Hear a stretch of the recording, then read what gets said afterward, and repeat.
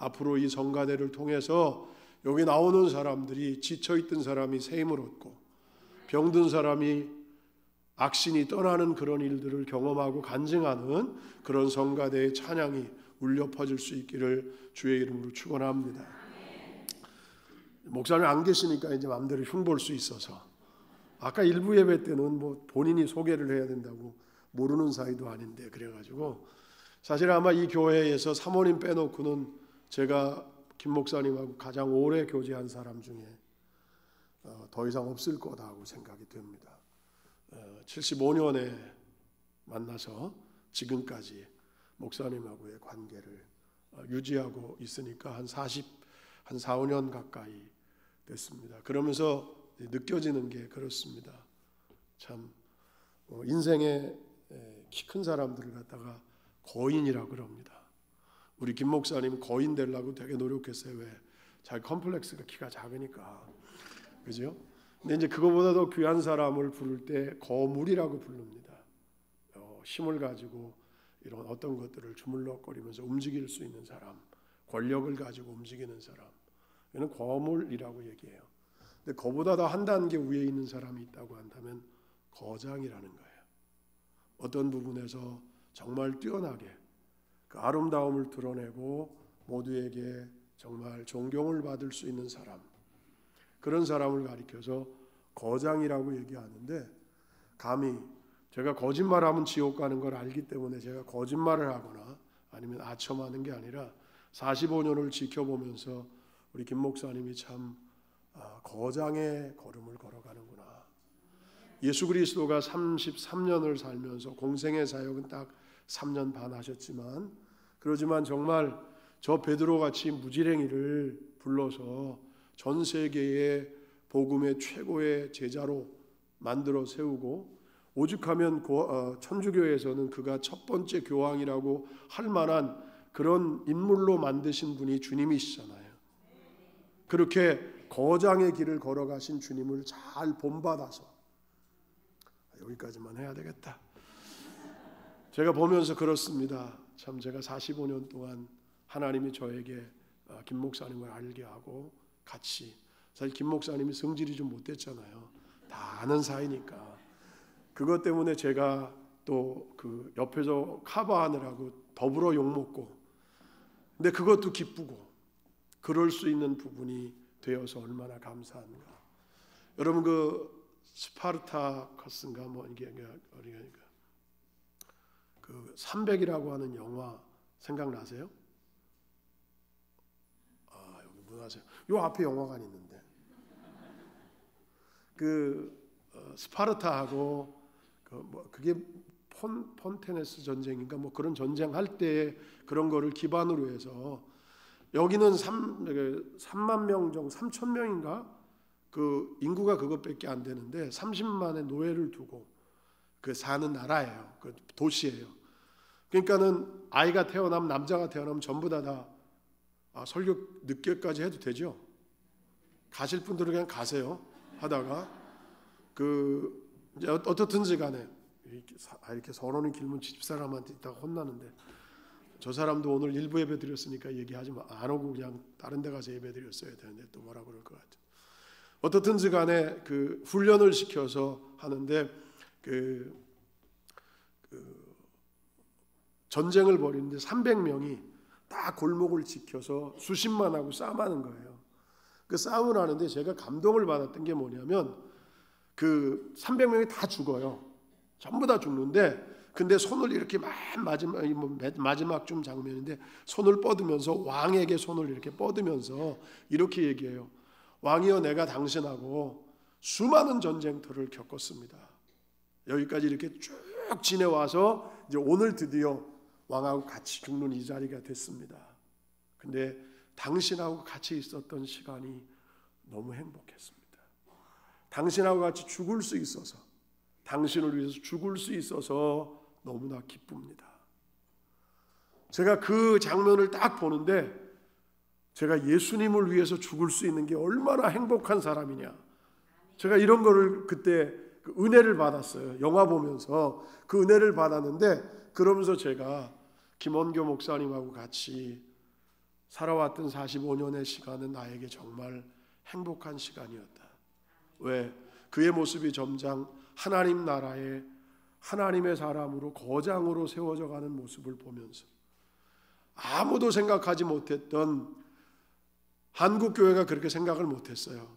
근데 우리 세대 교인들이 다음 세대를 키우려면 헌신해야 된다. 그래서 성결교회 교인들은 1년에 한 번씩 10,000원씩 건금을 세금으로 내자. 그래서 그게 올해예요. 요번 달이에요. 그래서 그런 걸 내서 그걸 가지고 다음 세대를 키워가는, 이거는 한국 교회가 아무도 못했습니다. 여러분은 그냥 돈 10,000원 내려니까 또 세금 부담되는구나 이러지만 하나님 입장에서 볼 때 하나님 나라의 일들을 만들어가는 그런 모습들이 얼마나 놀라운 것인가. 그런 일들을 행할 수 있는 분이 여러분의 목사님이라고 하는 걸 기뻐하십시오. 여러분, 개교회가 지난 IMTC 그 10주년 선교 대회를 한 거, 여러분들은 그냥 그게 너무 좋고 그냥 기쁘고 그러지만 하나님 입장에서 보거나 한국 교회가 볼 때는 정말 대단한 일을 한 거예요. 여러분 고맙고요. 수고하셨고요. 그래서 명장 그 거장 밑에 거장의 성도들로 더 멋지게 담대하게 걸어갈 수 있기를 주님의 이름으로 축복하고 부탁을 드리겠습니다. 뭐 일부 예배 참석하신 분들이 있어서 이 얘기를 똑같이 해야 되나 말아야 되나. 근데 본문이 똑같으니까 또 내용도 똑같이 해야 될 것 같은데 어떻든지 간에 제가 2000년이 됐을 때 영국 공영방송인 BBC 방송에서 그 1900년에 일본 삿포로에서 태어나서 거기서 2000년이 돼서 100번째 생일을 맞는 분을 다큐멘터리를 찍었어요. 근데 그분은 거기서 태어나서 그래서 초등학교 나오고 중학교 나오고 고등학교 나오고 대학교 나오고 자기가 나온 학교에 선생하고 그리고 그 학교에서 은퇴하고 그 자기가 살던 집에서 그냥 살면서 100번째 생일을 맞은 거예요. 참 대단하지 않습니까? 그 100번째 생일을 맞는데 그 사람이 BBC 방송 기자가 맨 마지막에 물어요. 선생님, 100년이라고 하는 세월이 결코 짧지 않은 세월인데 어떻게 사셨습니까? 여러분들에게 그런 질문을 하면 여러분들 뭐라고 대답하실 것 같아요? 그 선생님이 붓을 들었습니다. 그리고 글자를 3개를 썼어요. 첫 번째 쓴 글자는 바람풍자를 썼습니다. 두 번째 쓴 글자는 길도자를 썼어요. 그 다음에 세 번째 쓴 글자는 소원을 빈다 기도기자를 썼습니다. 풍도기. 이제 잊어버릴까 봐 제가 한번 따라하라고 합시다. 따라하세요. 풍도기. 그게 딱 쓴 거를 갖다가 카메라가 쫙 줌으로 잡고 끝나요. 그럼 무슨 의미인가? 근데 제 가슴이 막 퍽 뛰는 거예요. 제 가슴이. 여러분, 인생을 살아가는 거를 길을 간다고 얘기합니다. 그래서 길을 인생 여정이라고 얘기하지 않습니까? 길을 가는 존재, 길을 가는 나그네, 우리 인생살이가 길을 간다는 거예요. 자기는 100년의 길을 살아왔다는 거예요. 근데 이 100년의 길을 살아오는 동안에 바람이 언제나 있었다는 겁니다. 그게 나를 시원하게 하는 바람도 있고, 그게 나를 아주 힘들게 하고 고통스럽게 하고 어렵게 했던 바람도 있고, 수없이 많은 바람을 100년의 길을 걸으면서 맞았는데 나는 그럴 때마다 그 길을 기도하며 걸었다. 여러분은 여러분의 인생길을 뭐하며 걸어갑니까? 조금 좋은 일이 있으면 교만하고 우쭐하고 자랑하고 인생의 걸음을 걸어가시고, 조금 힘든 바람이 불면 원망하고 좌절하고 낙심하고 그러면서 신앙의 걸음을 걸어간다고 그렇게 여러분의 인생의 걸음을 걸어오신 것은 아닌지 모르겠습니다. 우리에게 얼마의 시간이 남아있는지 모르지만 여러분들이 걸어가는 여러분의 인생의 길을 맨 마지막에 나는 어떻게 걸어왔다라고 얘기할 수 있겠는가?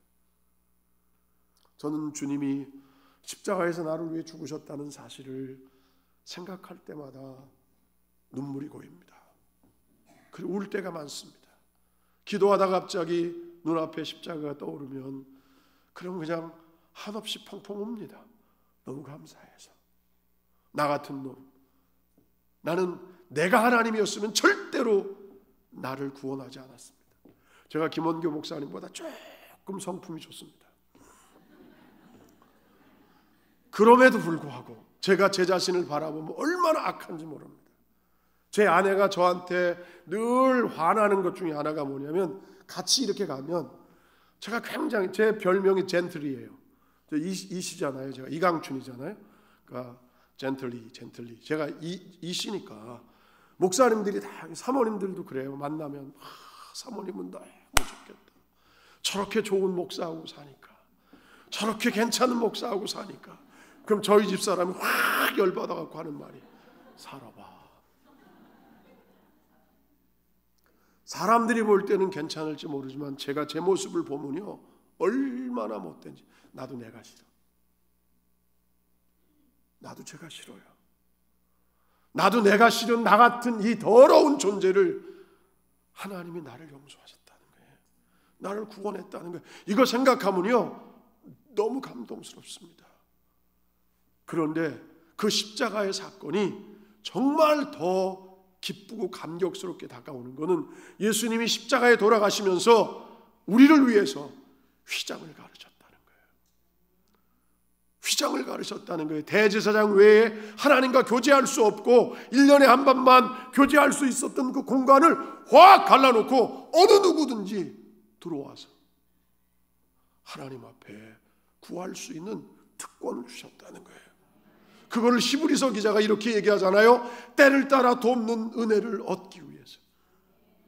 여러분, 바람이 우리의 인생 속에 너무 많이 부니까, 너무 힘든 바람들이 많이 부니까 하나님의 도움이 필요합니다. 내 힘 가지고 안 됩니다. 세상의 힘들 가지고 안 됩니다. 하나님의 힘이 와야만 이길 수 있으니까 그 때를 따라 돕는 은혜가 너희에게 필요한데, 그 은혜를 얻기 위해서 은혜의 보좌 앞에 휘장을 가르시고 누구든지 나와서 하나님과 교제할 수 있고 그분의 힘을 얻을 수 있는 그 보좌 앞에 나와서 너희 담대하게 나올 수 있고 와서 구해라, 기도해라.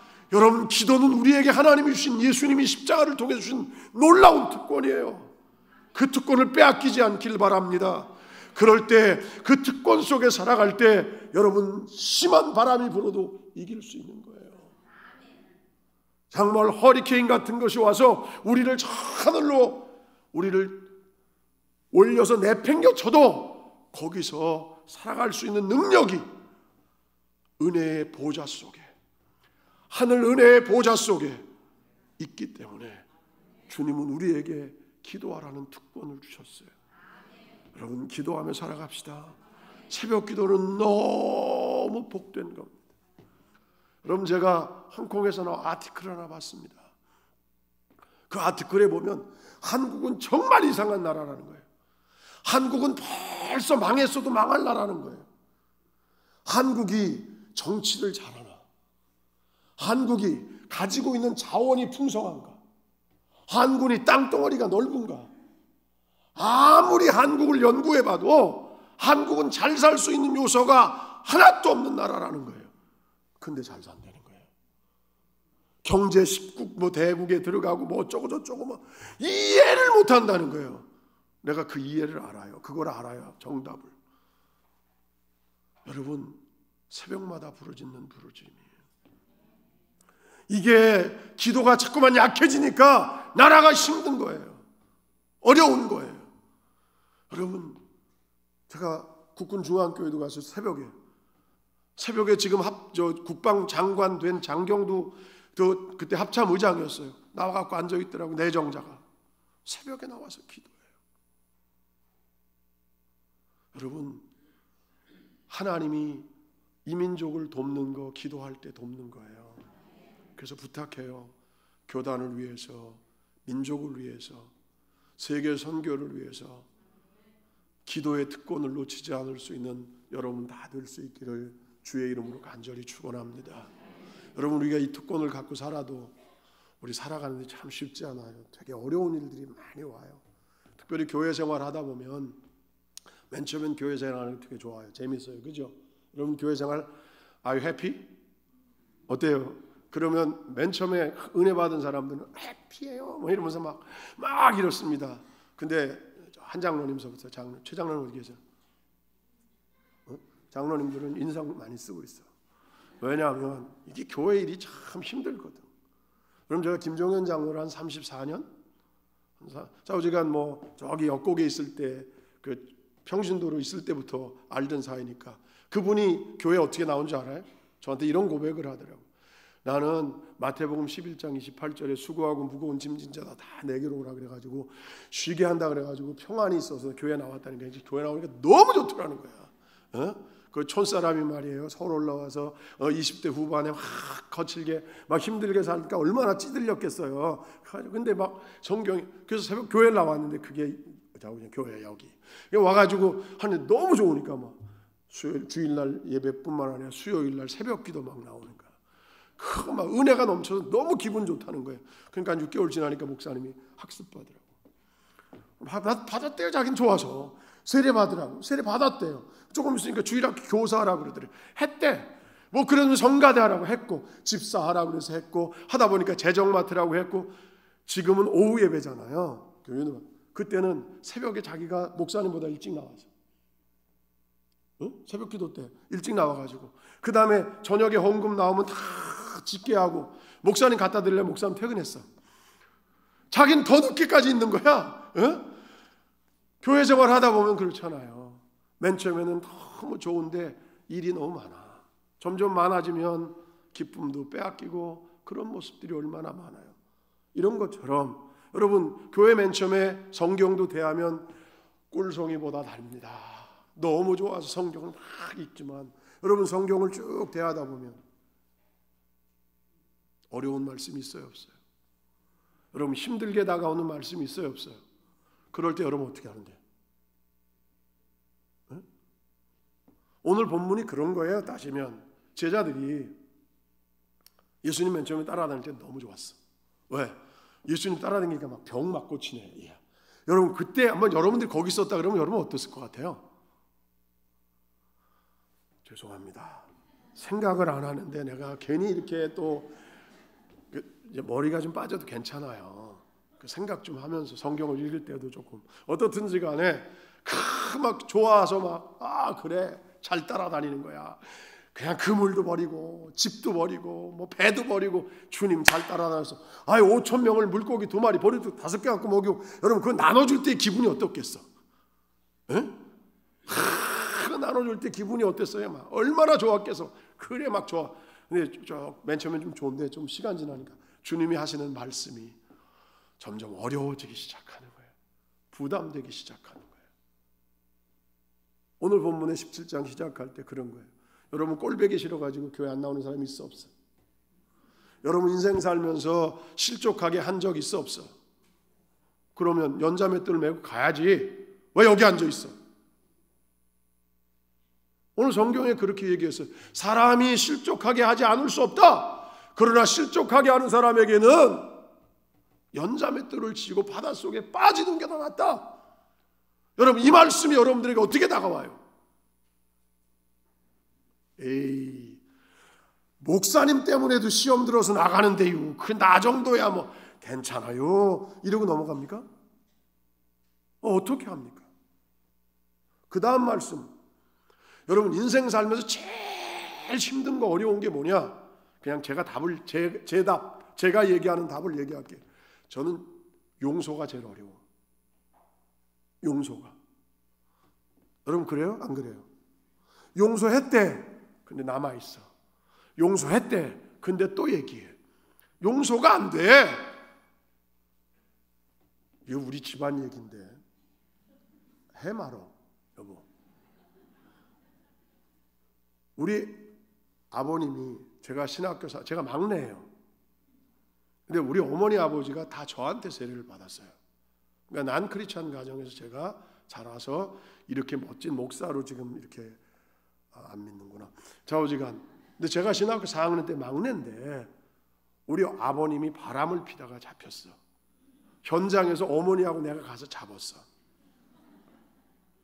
그래서 우리는 다 식구들이 4남매가 모여가지고 우리는 바람피는 아버지를 아버지라 부를 수 없다. 그래서 어머니에게 가족회의를 하면서 우리가 어머니 잘 모실 테니까 그냥 이혼하십시오. 전 참 감사한 게 우리 어머니가 배운 건 별로 없을지 모르지만 감사했던 게 뭐냐, 이혼은 안 된다는 거예요. 우리 아버님이 그렇게 회의를 하는데 들어오셔가지고 뭐라고 말씀하시냐면, 야 이놈들아, 내가 바람 좀 피웠기로써니 나는 니네 할아버지가 할머니를 넷을 데리고 살아도 아무 말 안 했다. 이놈의 전주희 씨 가문이 아주 완전히 그냥, 그러니까 우리 할 말이 없더라고. 또 그렇게 되니까 문화 자체가 그러니까. 근데 어머님이 어떻든지 간에 아버님을 용서를 하셨어요. 전 참 감사한 게, 만약에 그때 이 아들들의 그 또 영성도 별로 없었던 신학교 4학년에 이 아들의 말을 듣고 이혼을 했으면 우리 가정이 결혼을 할 때도 어떻게 될까? 내가 결혼할 때 부모님이 서 있어야 할 자리, 우리 형님 두 분 결혼할 때 그럴 때의 자리는 어떻게 될까? 이런 거 생각하니까 너무 어머님한테 감사한 거야. 힘들었는데 우리 어머니 하신 말씀은 다 용서한다는 거야. 다 용서했다는 거야. 이게 한 번이냐? 내가 다 용서한다. 다 용서한다는 거예요. 그런데 만약에 내가 조금 뭘 잘못하잖아요. 그러면 맨 처음에 그 얘기를 하셔요. 너는 어떻게 막내가 돼갖고 나한테 그럴 수 있냐? 그러더니 50년 전 얘기로 내려가. 그리고 40년, 30년, 20년, 10년.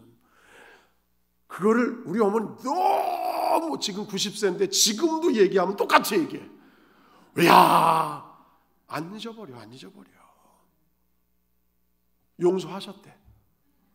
용서하셨단다니까? 근데 그거를 무슨 얘기가, 그럼 2시간도 들어야 돼요. 와, 나 진짜 효자라 들어지. 내 효자 아니면 됐어요 그냥. 근데 그거 다 들어, 다 외웠어. 들을 때마다 느끼는 게 뭐냐면, 참, 용서하신 건가? 여러분, 성경은 용서를 이렇게 얘기해요. 동의서에서 먼 것 같이. 기억도 안 하는 게 용서야. 그렇잖아요. 주님은 우리를 그렇게 용서하셨으니까 우리가 여기 있는 거야. 근데 우리 어머니가 용서하셨다는데 여전히 용서 못하고 그냥 있는 거예요. 여러분, 용서 정말 힘듭니다. 저도 목회하면서 동역자들한테도 등에 칼을 꽂혀보기도 하고요. 그냥 교인들한테 칼 꽂혀본 거는 한두 번이 아니야. 그런데 용서해야 되잖아. 제가요, 이천에 있을 때 정말 가슴 아픈 일을 당했어요. 제 아내가 저한테 이렇게 얘기하는 거예요. 당신 그 후배를 선택할 거야, 나를 선택할 거야. 내가 아직까지도 답을 안 했어. 우리 집사람이 얼마나 큰 상처가 되면 저 성녀 같은 사람이 그렇게 얘기하는 거예요. 내가 언제 한번 당신하고 살면서 이런 얘기 해본 적 있냐? 후배를 선택할 거야, 나를 선택할 거야. 후배한테 내가 칼을 꽂혔거든요. 대답을 지금까지도 안 했어요. 용서해야지. 성경이 얘기하니까. 새벽 기도하다 갑자기 생각나잖아요. 그 벌떡 일어나는 거야. 기도하다가 이게 그냥 저절로 막 이렇게 나오는 거예요. 여러분, 1년이 넘도록 나는 용서했다고 사람들하고 만나면 얘기를 해요. 속에서는 이게 안 돼. 여러분, 용서 잘 됩니까? 오늘 내용이 그런 거예요. 성경을 종합해보면 예수님 따라다니는데 예수님이 용서하라고 얘기를 하시는 거예요. 근데 은혜 받으면요, 마음이 좀 커진다? 잘 모르시는 분위기인데, 은혜 받은 마음이 좀 커져요. 보통 사람들이 3세판이야. 그래서 3번까지 용서하려고 하는 거는 기본적으로 생각해. 근데 그것도 잘 안 돼. 여러분, 3번 용서돼요, 안 돼요? 제가 우리 아들을 굉장히 좋아하는데 정말 잘생겼어요. 믿거나 말거나. 근데 그 아들이 있잖아요. 이렇게 불러요. 아빠! 이렇게 부르면 왜? 제 입이 찢어집니다. 아들이 나를 불렀다는 거에 나는 행복감이 말할 수 없이 넘쳐요. 그리고 2번째 불러요. 아빠! 그럼 왜? 3번째 아빠! 그리고 부르면 왜 임마? 3번만 사랑하는 아들이 불러도 짜증나. 근데 근데요, 은혜를 조금 받으니까 마음이 넓어갖고 베드로가 이렇게 얘기하는 겨. 예수님, 7번 용서하면 대값이요? 이렇게 묻는 거예요. 은혜가 받으면 조금 이 마음이 넓어져 안 되지만 마음이라도 넓어지는 거야. 그러면 예수님께서 야, 너 은혜 받았구나. 그래. 그거 참 쉽지 않은 건데 이렇게 나와야 되는데 예수님 뭐라고 말씀하시냐면 야 70번에 7번 용서해라. 여러분 7번도 쉽지 않은데 3번도 쉽지 않은데 이 말씀이 딱 다가오면 여러분 어떻게 할 거예요? 70번에 7번? 이거 누구 말씀이에요? 예수님 말씀이에요. 이거 말씀 지켜도 되고 안 지켜도 되고 하는 사람의 말이 아니라 예수님이 하신 말씀이에요. 근데 여러분 어떻게 반응 보여요? 이 말씀 보면 에이, 예수님도 주책이지 이게 말이야. 이런 거는 그냥 말도 안 되는 얘기인데 이렇게 좀 할 수 있으면 좋겠다라는 생각으로 성경 해석하고 넘어가죠. 그래 안 그래요? 여러분 어떻게 하냐는 거예요. 이런 부담스러운 것들이 올 때 여러분 목사님이 기도를 많이 하고 고민하고 뭐 그러다가 정신 나간 왜 하나님은 주로 뭐를 시킬 때 정신 나간 거를 시켜. 하나님의 생각과 우리의 생각이 너무 틀리기 때문에 하나님의 생각이 우리에게 들어오면 우리는 그 생각이 정신 나간 생각으로 들리는 거예요. 그런데 주의 종들이나 아니면 뭐 이런 사람들이 그거를 받으면 어떻게 해야 돼요? 정신 나가서 어떻게 해야 돼? 모른다. 그런 얘기, 그러니까 여러분도 그런 얘기 듣기 싫어하는 거잖아. 나한테 좋은 얘기만 해주시면 좋겠사옵니다. 그잖아요, 그죠? 목사님이 그런 걸 갖고 고민하고 여러분들한테 얘기하면 여러분 어때요? 목사님 돌았네. 에이씨 교회 떠나야지. 이런 교회. 난 지금 교인들이 이런 사람들이 너무 많아. 교회가 문제가 많아요. 그렇지만 가난한 신자가 돼서 움직이는 사람들 저 불쌍해요. 안타까워요. 그렇지만 사실 따지면 성경적의 근거에서 보면 하나님 말씀을 하나님 말씀으로 안 받아들이는 거예요. 여러분이 70번에 7번이라도 용서하라는데 뭐 용서 안 하고 떠들어. 하나님이 잘못됐다는 거 아니겠어요? 여러분 신앙생활하다 보면 내가 생각지 못하는 어려운 일들이 내가 감당할 수 없는 어려운 것들이 우리에게 다가와요. 여러분 그럴 때 어떻게 하겠어요? 일부 예배 때도 얘기했습니다만 나 싫어하는 성경이 있습니다. 난 그 I hate the Bible 가지고 근데 모든 바이블을 다 싫어하는 게 아니고 그냥 그 제일 싫어하는 게 창세기 22장이야. 창세기 22장이 뭐예요? 아브라함을 독자 이삭을 바치라고 하는 명령받고 바쳤다는 거예요. 여러분 이게 지금부터 4,000년 전에 일어난 사건이에요. 하나님이 친히 말씀하셨던 거가 그대로 성경에 기록됐어요. 그러면 이 성경이라는 건 누구 말씀이에요? 하나님 말씀이에요. 그럼 4,000년 전에 아브라함에게 아들 바쳐라 그런 하나님이 우리한테는 그 말씀 안 하시겠어요? 봐, 성경 그렇게 안 읽잖아. 절대로 그렇게 안 할 거라고 생각하고 성경 읽잖아. 그래요, 안 그래요? 성경은 살아계신 하나님의 말씀이야. 오늘 최 장로님도 설교하시며 기도하시면서 살아있고 운동력 있는 말씀으로 우리의 심장과 골수능에 찔러 쪼개고 말이죠. 그러라고 하는데 하나님 말씀이 지금 성경을 통해서 우리에게 얘기할 때 여러분 어떻게 할 거냐는 거예요. 난 그 하나님의 음성을 듣기 싫어. 그래서 창세기 21장 읽다가 22장은 안 읽고 스킵하고 23장으로 넘어가. 왜? 이거 읽다가 아들을 배갈라서 창자 빼고 꼬매서 제단 위에 올려놓고 불 펴라. 이게 4,000년 전에 아브라함에게 하셨던 것처럼 내게 안 하신다는 보장이 없어. 근데 그걸 할 수밖에 없을 때가 있어요. 성경을 읽는 날이 있어. 나는 스킵하고 넘어가기를 원하지만 성도들하고 같이 읽을 때는 어쩔 수가 없어. 제가 새벽에 한 서너 번 그런 적이 있습니다. 아이들이 어렸을 때인데 성경을 읽다가 새벽기도 인도하고 그날은 기도를 못했어요. 그리고 그냥 올라갔어요. 아이들 잠자고 있는데 머리에다 손을 대고 두 아이들 머리에 손 대고 하나님 내가 믿는 하나님은 절대로 그러실 리가 없지만 만약 아브라함에게 요구하시던 내게 우리 딸을, 우리 아들을 원하신다면 하나님, 나는 그러고 울기 시작했어요. 새벽에 제가 아이들 머리에 손 얹고 울면 우리 애들은 창세기 22장이구나.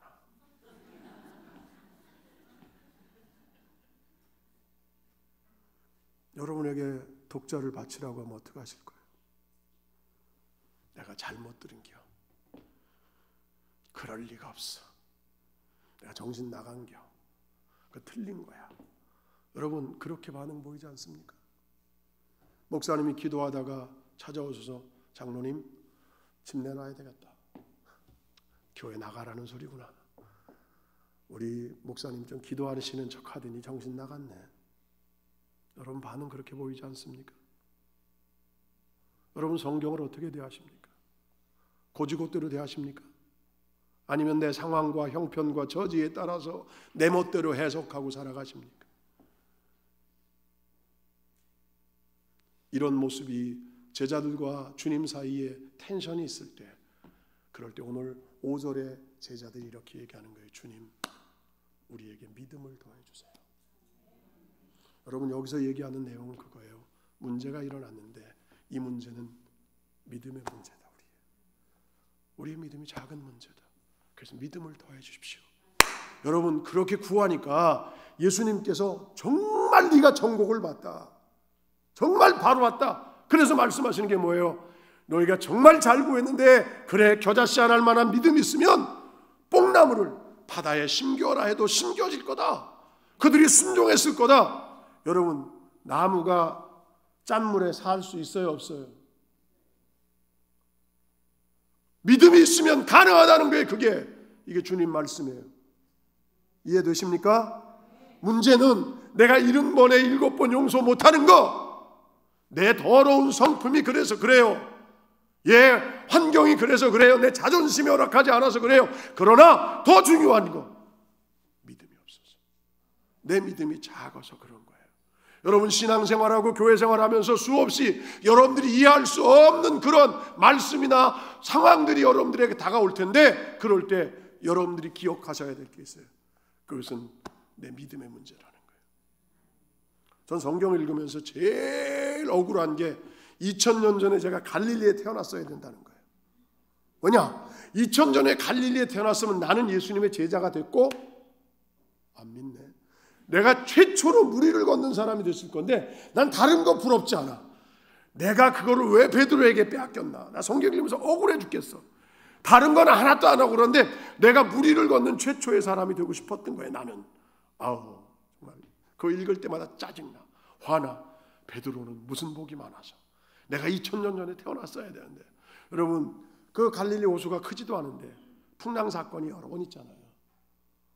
제자들은 절반 이상이 그 갈릴리 사람들이고 뱃사람들이고 전문가들입니다. 근데 애쓰고 기쓰고 그 풍랑을 해결해 보려고 하는데 안 돼요. 그래서 주무시는 예수님을 깨우는 거야. 주님, 우리가 죽게 됐는데 잠만 주무십니까? 여러분 거기서 그럼 일어나셔서 주님이 뭐라고 하셨어야 돼요? 뭐라고 하셨냐가 아니라 뭐라고 하셨어야 될 거라고 여러분들이 생각하냐고 묻는 거예요. 그러면 여러분들의 표정은 이래요. 생각해 본 적 없는데. 뭐 성경을 그렇게 자꾸만 목사님처럼 머리 빠지게 생각하면서 읽으세요? 이런 식의 분위기야, 반응이에요. 여러분 우리가 믿는 예수님은 사랑의 주님이에요. 우리가 힘든 거를 긍휼히 여기시는 분이라고 성경은 얘기를 해요. 그럼 제자들이 얼마나 힘들고 얼마나 고통스러웠는지 얼마나 애썼는지 다 아서요. 주무셔도. 그럼 일어나셔서 어떻게 해야 반응이 정확한 반응이에요? 수고했다고 해야 될 거 아니에요. 일찍 깨워라. 일찍 깨웠으면 니네 고생을 드렸지. 뭐 이렇게 해야 되는 거 아니겠어요? 여러분 김 목사님과 같이 가다가 그런 일 당하는데 김 목사님한테 그런 저기가 있으면 일어나셔가지고 김 목사님이 참 이렇게 했겠어요? 아니면 얼마나 고생 많이 했냐고 어떻게 했을 것 같아요? 근데 주님의 반응이 뭐예요? 우리가 생각할 때는 고생했다. 내가 잘 쓰는 말, 나 일찍 깨우지 이건 내 껌값이야, 껌값. 그냥 말 한마디면 끝나는 건데 뭘 그렇게 고생했냐? 이렇게 반응을 해야 내가 생각할 땐 정당할 것 같은데 주님이 뭐라고 말씀하세요? 야, 이 믿음이 없는 사람들아. 내가 믿음이 없는 놈들아 그러려고 했는데 일부 예배 때 놈들이라고 그랬다고 집사람이 그런 말 쓰지 마. 여러분, 무리를 걷다가 그 파도가 밀려오니까 두려워가지고 빠집니다. 주님 나를 건져주세요. 그러니까 당연히 그래 너 쓸데없이 거기 걷는다 그러더니 아유 야 내가 잡아줄게. 부드럽게 다가가셔야 맞는 거 아니겠어요? 근데 뭐라고 얘기해요?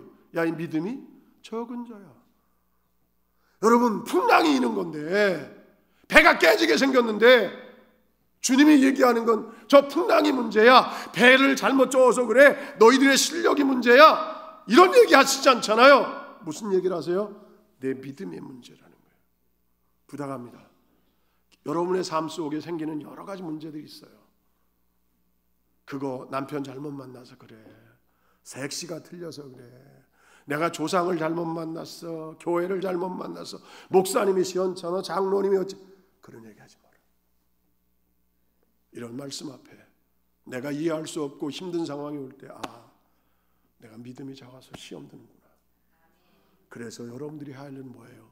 믿음이 더 커지도록 구해야 되는 거예요. 구하면 후히 주시고 꾸짖지 않는 하나님이세요. 여러분, 구하지 않으니까 그러니까 믿음이 안 크는 거야. 믿음이 커지면 이 세상의 일들은 작아 보이는 거예요. 풍랑, 파도 아무것도 아니야. 난 이 교회가 그 믿음의 역사를 일으켜갈 수 있기를 주의 이름으로 축원합니다. 근데 안타까운 것은 지금 한국교회도 요한복음 11장이야. 주님이 정말 가슴 아프게 당신의 사역을 끝낼 쯤에 당신 제자들도 따라다니고 많은 무리가 주님을 따라다니는데 그들을 향해서 이렇게 얘기해요. 내가 올 때 믿음 있는 자를 보겠냐. 여러분, 믿음의 사람입니까? 여러분, 믿음의 사람이냐고요? 요한복음 11장에 보면 나사로가 죽어서 다시 살아난 사건이 나오잖아요. 죽는다고 마리아하고 마르다가 예수님에게 사람을 보내는데 예수님이 죽으라고 그러고 안 가. 그리고 죽고 난 다음에 이틀 지난 다음에 가자 그리고 제자들 데리고 가. 죽은 지 주님이 도착하니까 나흘이 됐어. 그러니까 예수님 마리아하고 마르다가 나와서 예수님 좀 일찍 오시지요. 예수님이 그냥 우리 오빠가 죽기 전에 오셨으면 안 죽었을 텐데 너 날 믿냐? 예. 주님은 부활이요 생명입니다. 마지막 날에 우리 다 다시 살 줄 믿습니다. 부활입니다. 생명입니다. 믿습니다. 그러니까 그 고백을 듣고 주님이 마리아하고 마르다를 앞세워서 가자. 무덤으로 가보자. 무덤에 갔습니다. 가서 주님이 이렇게 말씀하십니까? 돌 치워라. 마리아가 뭐라고 얘기한 거야? 주님, 죽은 지 나흘이 지났습니다. 썩어서 냄새 나는데 왜 저 문을 열라고 합니까? 주님이 가슴 치면서 이렇게 말씀하십니다. 내가 믿으면 하나님의 영광을 보리라 하지 않았느냐. 믿는다고 얘기를 해요. 무덤가에 가기 전에, 문제를 당하기 전에는 다 나는 믿습니다. 나는 믿음의 사람입니다. 얘기합니다. 근데 정작 딱 믿음이 문제가 닥쳐오면 믿음은 없어. 현상만 봐. 상황만 봐. 처지만 봐. 믿음으로 반응하지 않아요. 주님은 이거를 가슴 치는 거예요. 지금 한국 교회를 향해서도 그러는 거예요. 믿음의 사람으로 삽시다. 마지막으로 믿음이 뭡니까? 그럼 얘기하고 싶은 거 되게 많은데 믿음이 뭐냐는 거예요. 믿음. 한 가지만 딱 얘기할게요. 따라합시다. 어떤 상황에도 하나님을 신뢰하는 것. 시간이 없어가지고 설교를 더 못하겠네. 여러분, 어떤 상황에도 하나님 신뢰하세요. 그걸 예수님이 십자가에서 보이셨어요. 여러분, 십자가에서 첫 번째 말이 뭐예요? 엘리 엘리 라마 사박다니. 그 말씀이 뭐예요? 나는 히브리어보다 우리나라 말을 더 좋아합니다. 이유, 의미가 좋아서. 또 하나의 이유, 내가 히브리어를 몰라서. 그래서 우리나라 말을 더 좋아합니다. 그런데 나의 하나님, 나의 하나님, 어찌해서 나를 버리십니까? 여러분, 하나님에게 버림당해 본 적 있어요? 하나님에게 버림당해 본 적 있냐고요.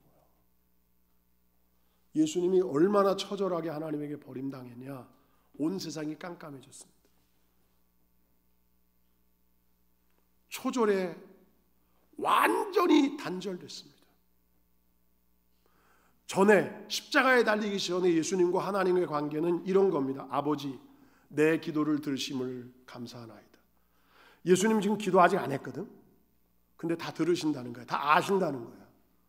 여러분, 저도 하나님하고 그럴 때 많습니다. 갑자기 뭐가 갖고 싶을 때가 있어요. 갑자기 소고기가 먹고 싶은데 그러면요, 지금은 목회를 안 하니까 그런 것도 별로 없어.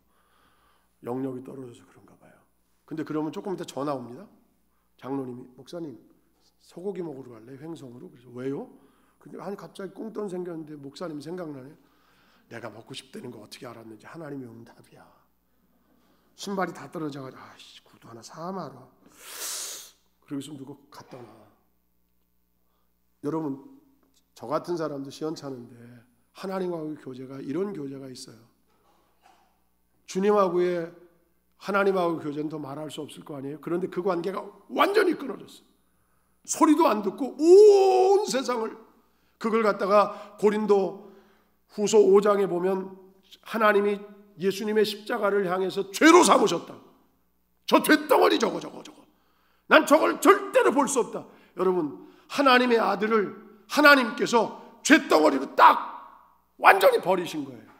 여러분, 그렇게 버림당해 본 적이, 그거에 10분의 1 정도라도 버림당해 본 적이 있냐고요. 여러분, 그럴 때 어떻게 하실 것 같아요? 예수님의 그 버림당하면서의 첫 고백은 이거예요. 그래도 하나님은 내 하나님이십니다. 나의 하나님, 나의 하나님. 하나님에게 내가 지금 버림을 당하고 있습니다. 하나님이 나를 아무것도 안 봐주는 것 같습니다. 그럼에도 불구하고 나는 하나님을 내 하나님으로 믿습니다. 여러분, 이게 믿음인 거예요. 십자가에 마지막으로 주님 뭐라고 말씀하세요? 아버지, 이제는 하나님이 아니야. 아버지, 내 영혼을 당신 손에 부탁합니다.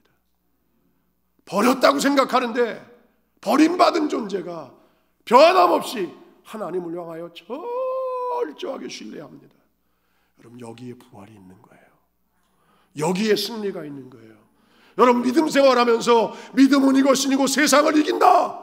왜 세상을 못 이기고 사냐는 거예요. 이유가 뭐예요? 내 믿음이 없어. 끝까지 신뢰하는 믿음이 없어요. 난 성경을 읽으면서 이 얘기하고 마치겠습니다. 성경을 읽으면서 하나님이 개구장이 같다는 거예요. 여러분, 다니엘의 세 친구나 다니엘의 이야기를 읽으면서 느끼는 게 그런 거예요. 다니엘의 세 친구가 뜨거운 풀무불 속에 들어가서 거기서 하나님이 지켜주신다고 한다면 그 들어가기 전에 건져줄 수 있어요, 없어요? 그것도 생각 안 했구나.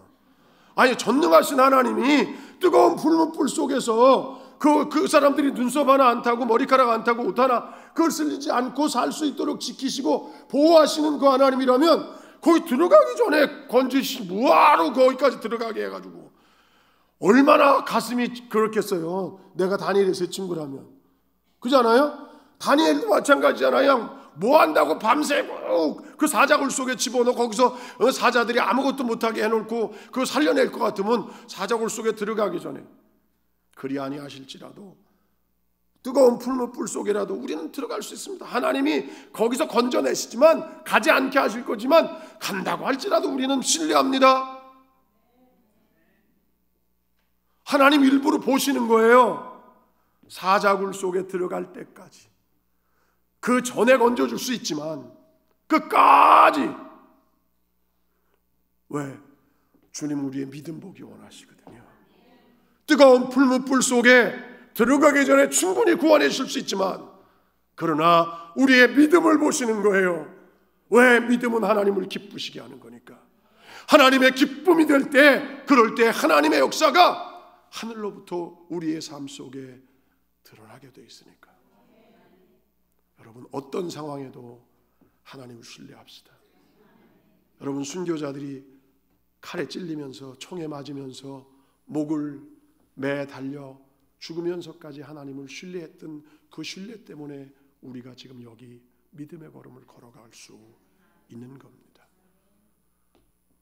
이 참 좋은 교회가 그 믿음의 주인공으로 살아갈 수 있기를, 그래서 부활이 뭔가를 온 세상 속에 더 높이 드러낼 수 있는 교회가 되기를 주의 이름으로 축원합니다.